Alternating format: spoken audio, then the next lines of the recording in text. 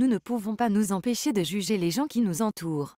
Sans nous rendre compte, nous leur mettons des étiquettes et nous avons un nom et une catégorie pour chaque type de personne, pour le meilleur ou pour le pire. Voici une petite liste des choses inconscientes que nous faisons sans même y penser.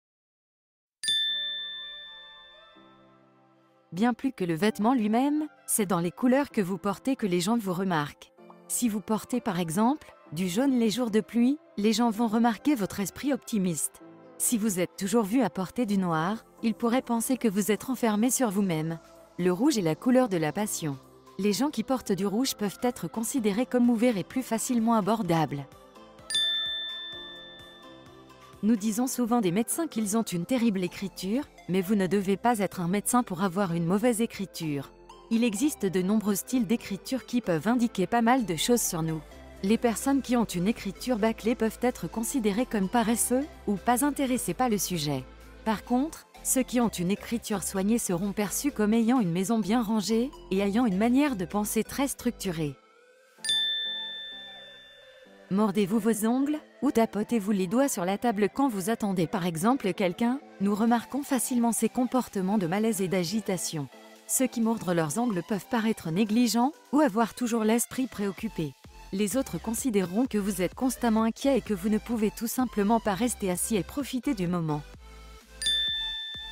On dit souvent que la première chose que les personnes remarquent quand ils vous regardent, ce sont vos chaussures. Le modèle de chaussures que vous portez peut certainement avoir un impact sur votre première impression. Ceux qui sont en mesure de s'offrir de belles chaussures sont considérés comme étant d'une classe supérieure. Ce raccourci mental vient du fait que les chaussures peuvent être si facilement détruites et sont souvent coûteuses à remplacer. Nous ne pouvons pas éviter la poignée de main.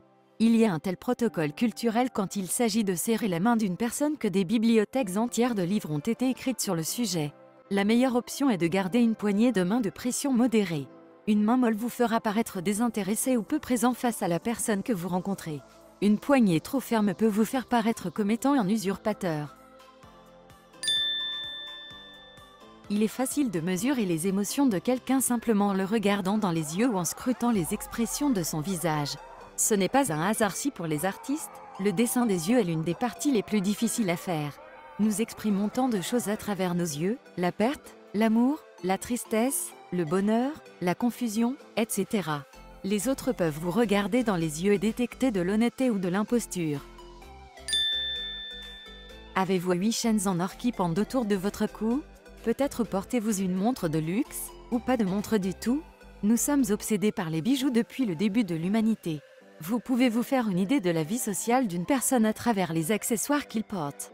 Ce sont les sortes de pensées qui passent par la tête de tout le monde quand il voit de nouvelles personnes. Présentez bien avec vos accessoires préférés, et rappelez-vous qu'ils peuvent avoir un rôle important.